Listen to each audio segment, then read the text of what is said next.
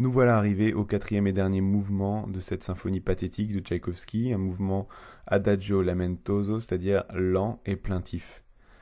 Habituellement, un mouvement lent se situe à l'intérieur d'une symphonie. Dans les symphonies de Brahms, qui respectent toutes le moule classique de la symphonie, on commence par un mouvement rapide, puis on a un mouvement lent, un scherzo, un mouvement joueur, un mouvement plaisant, qui peuvent éventuellement être échangés, 2 et 3 puis peuvent prendre la place de 3 et 2. Et enfin, on termine en beauté avec un nouveau mouvement rapide. Ben là, pas du tout. Tchaïkovski, qu'on considère souvent comme un musicien conservateur, nous donne ici l'un des exemples les plus frappants de son anticonformisme. Et c'est un parti pris qui est clair dans son esprit dès le départ, puisque dès la lettre à Bob Davidoff du 11 février 1893, on peut lire que, par sa forme, cette symphonie comportera beaucoup de choses nouvelles, entre autres le final, qui ne sera pas un bruyant allegro, mais un long adagio.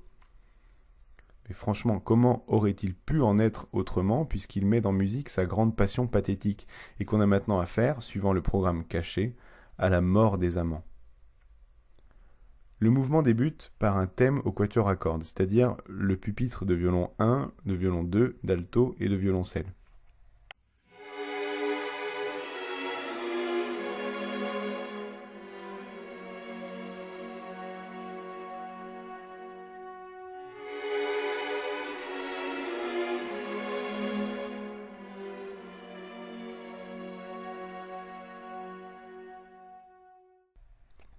La mélodie qu'on entend, c'est ceci.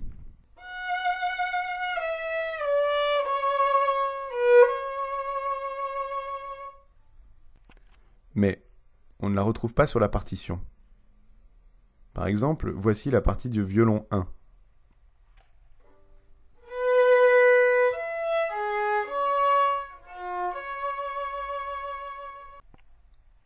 Voici la partie de violon 2.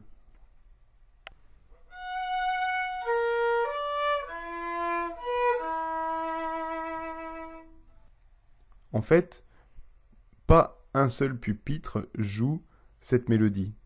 Si on l'entend, c'est qu'elle est échangée entre les deux violons.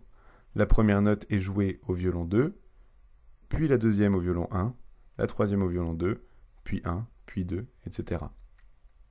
Si j'enlève la partition et que je représente le profil de la mélodie jouée par chaque pupitre, voilà ce que ça donne. Et qu'est-ce qu'on observe? Ça se croise sans cesse, entre violon 1 et 2, entre alto et violoncelle. Même si c'est difficilement audible, on retrouve donc ici notre croix plus évidente que jamais. C'est donc reparti pour un tour avec nos Star-Crossed Lovers.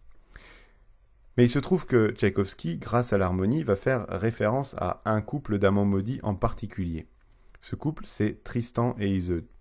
C'est un amour interdit parce que les deux s'aiment alors qu'Iseud est la femme du roi Marc, au service duquel Tristan est chevalier. Et ils sont star-crossed parce qu'à la fin, les deux périssent. Tristan blessé à mort lors d'un combat et Isolde se suicide. Et revoilà le thème du suicide. Il y a une œuvre musicale qui prend Tristan et Iseud comme sujet. C'est l'opéra de Wagner qui porte ce nom. Et il commence comme ceci.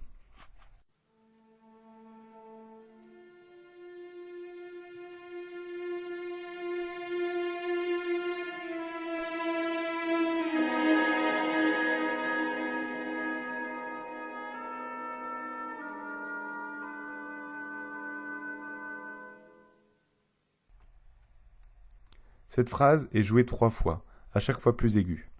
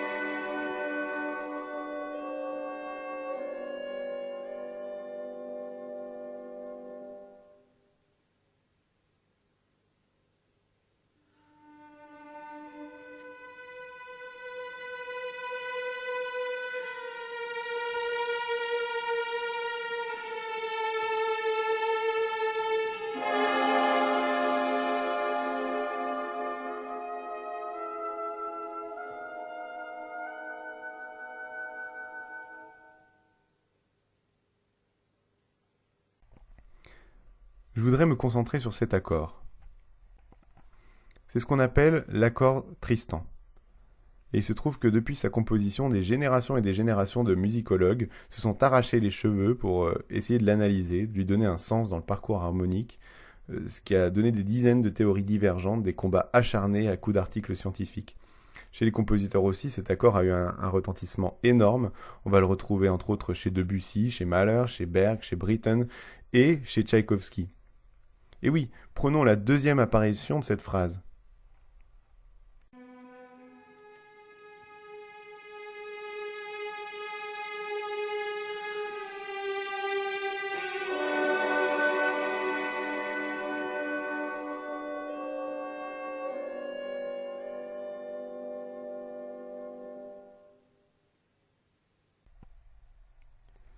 Voici les notes des deux accords qui la constituent.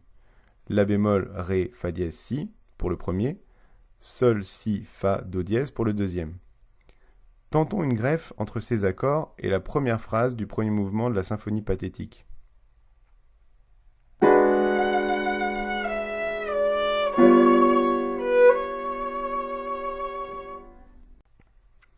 On retrouve les deux accords. Tchaïkovski a donc très clairement cherché à souligner le fait qu'on ait affaire à un amour mortel, à la fois en utilisant la croix d'une nouvelle manière et les accords du prélude de Tristan. Appelons donc ce thème le thème Tristan. Ce qu'on a entendu de ce thème pour l'instant, c'est la version brute, parce que par la suite, il va systématiquement être précédé d'une longue montée douloureuse des cordes. Voici la deuxième apparition du thème.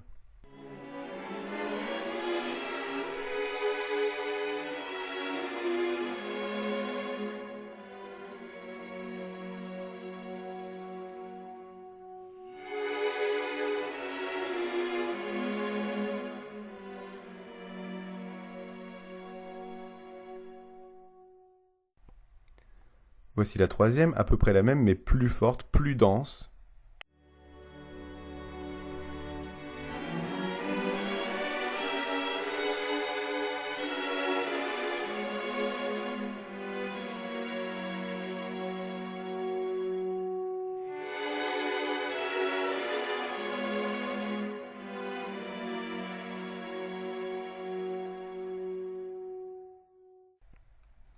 Et la quatrième apparition, qui nous fait entendre tout les demi-tons qui est complètement chromatique.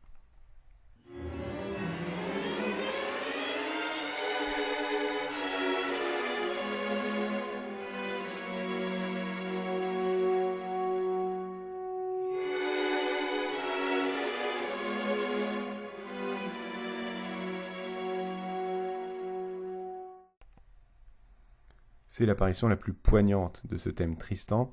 Pourquoi ? Parce qu'elle mène tout de suite après au climax, au sommet dramatique du mouvement, mais aussi de toute l'œuvre. Ce climax, je l'appelle Liebestod, la mort dans l'amour ou l'amour dans la mort. C'est moi qui donne cette dénomination en référence au Liebestod de Isolde à la fin de l'opéra de Wagner. À la fin de l'opéra, Isolde va mourir et c'est une extase amoureuse en même temps qu'une agonie à laquelle nous avons affaire. Effectivement, tout nous dit qu'il s'agit bien, ici, du moment de la mort lié à l'amour. Jugez plutôt. D'abord, on a ce thème assimilé à Tristan, puis, après une transition qui fait gonfler la masse orchestrale, arrive la plus massive, la plus grosse, la plus dramatique, la plus monumentale des croix qu'on n'aura jamais entendues lors de cette symphonie. Les cordes, tout ensemble, descendent jusqu'au grave, et les cuivres, tous ensemble, montent jusqu'à l'aigu, dans une texture très épaisse. Puis, le thème de Tristan revient avec une montée plus dramatique que jamais, pour peu à peu s'éteindre. C'est manifestement le moment de la mort des amants, puisque tout de suite après résonne un choral de cuivre grave, qui rappelle la citation du requiem orthodoxe qu'on avait au premier mouvement.